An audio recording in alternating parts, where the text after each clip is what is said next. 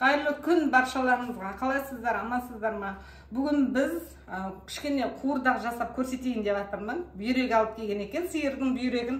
Сол бүйректен кішкене қуырдақ жасап көрсетемін. Міне көрдіңіздер ғой, осы қуырдақ бірінші әуелі мына майы бізге керек болады бүйректің.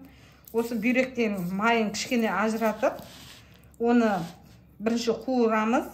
Содан кейін барып бүйрегімізді әдемілеп турайтын боламыз.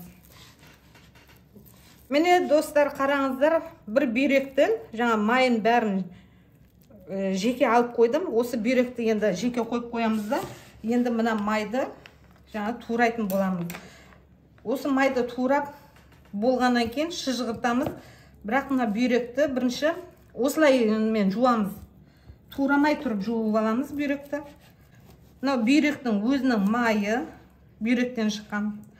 Осыны қазір шыжғыртып қуырып аламыз. Өзінің майына өзін қуырамыз, сонда дәмді болады. Мені немізді алып келдім, майымды. Қазір осыны қазанға салам, астын қосып қойдым, газдың астын. Осы шыжғырылып майы ери берсін. Оған дейін біздер қажетті өнімді, керекті заттарды турап дайындай береміз. Жуып алып келдім. Қазір енді осыны турайтын боламыз.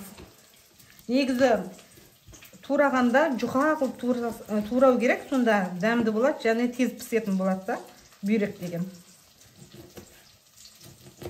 Міне дайын болды бүйрегіміз. Осылай ұсақта жұқалап, осылай турап дайындап қойдым. Осылай тураса кішкене жаңағы тез піседі және дәмді болады.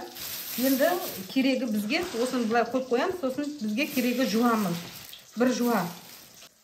Жуып келдім. Енді осы пиязымызды турайық.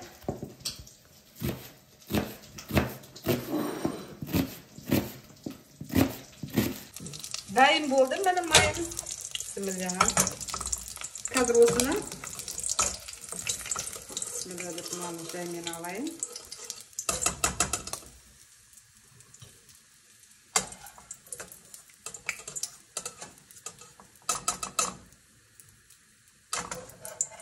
Майы көп десеңіздер де, бәрібір осы майым өзінің майымен дәмді болады. Сосын кішкене қазір не қосып жіберем? Сұйық майымызды қатып тұрмас үшін.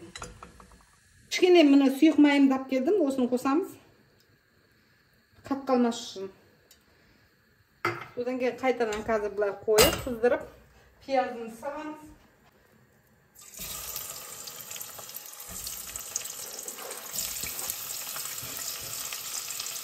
Пиязымызды қуырайық.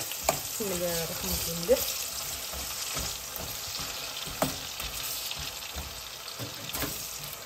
Өзінің майы, сосын кейін осылай жуасы көп болса, қуырдағымыз тәтті болады. Енді бұл қуырыла берсін. Одан кейін бүйрегімізді салатын боламыз. Мен осында кішкене ғана картошка алдым. Қанша мына жерде 7 штук болып тұр ғой деймін. Осы 7 дана картошкамды қазір мен ашып дайындай беремін.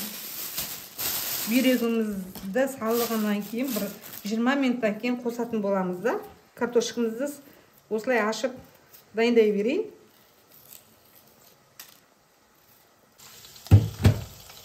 Міне пиязымыз әдемі қуырылды. Бұл ары қарай тағы да қуырыла береді ғой. Енді бүйрегімізді саламыз қазір.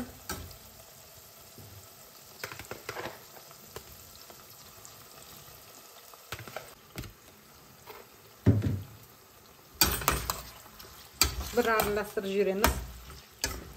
20 минуттай осы қуырылып болғаннан кейін тұзын, бұрышын қосамыз. Бісміллә деп қазанымызды ашайық. Өздеріңіз көріп тұрғандай, мына жерде суы әлі тартылмаған екен, е. Енді әзірге біз осы суы тартылғанша немізді қосамыз, тұзымызды қосатын боламыз осылай. Бір осы шай қасығында. Мендегі тұз арал тұз. Енді көп қосуға қорқатын, ашып кете ма деп. Сосын немізден себеміз, бұл қара бұрышымыздан Енді осының суы кішкене тартылғанша таза қуырамыз. Одан кейін картошкасын салатын боламыз. Өздеріңіз қарап отырыңыздар. Қазанда енді бәрі әйел адам бәрі қарайды ғой. Тамақ піскенше осы қазан басынан кетпейміз ғой барлығымызда. Сондықтан арасында қақпағын ашып, қуырдағымызды қарап, осылай тексеріп тұрайық. Содан кейін барып картошкамызды саламыз. Ал бісміллә деп ашамыз. Міне қуырдағымыз қуырылып жатыр. Өзі дұрыс көрініп тұр ма? Міне картошкамызды саламыз. Бісміллә. Енді араластырып қуырдағымызды піскенше күтеміз. Мен тұзын көргенде қатты ащы емес, нормально, жақсы болды. Енді өздеріңіз көресіздер, пісіріп жатқан кезде тұзын дәмін қарайсыздар ғой. Мен осылай қуырдағымды осылай дайындап жатырмын. Ал бісміллә рахман рахим деп қазанымызды ашамыз. Міне бұл бұрқылдап. Достар, міне қараңыздар, мына кеше біз көрсеттік қой, хатун самсасының қамыры қалып қойған болатын. Сол неге тоңазытқышта тұрған еді, содан алып, осылай бір идея келіп қалды, білмеймін, аяқ астынан. Соны жайып тезірек пісіріп алдым да, астына осылай қойып қойдым.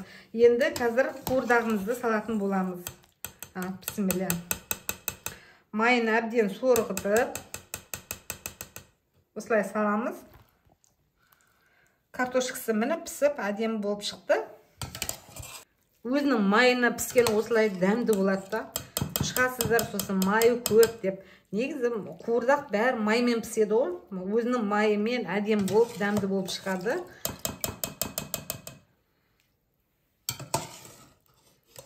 Майын осылай кішкене сорғытып алып құйып отырамыз.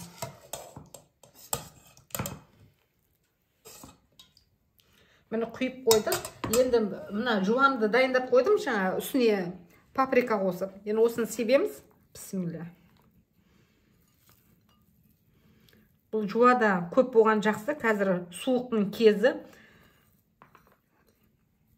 Суықты тартып алады. Енді мына нанымызбен бұлай осылай қойып қоямыз. Қазір осыны кішкене үстіне майын құямын. Нан батырып, жетіндей етіп. Сонда әдем болып шығады. Енді қазір кішкене ғана құйып жіберейін. Болды.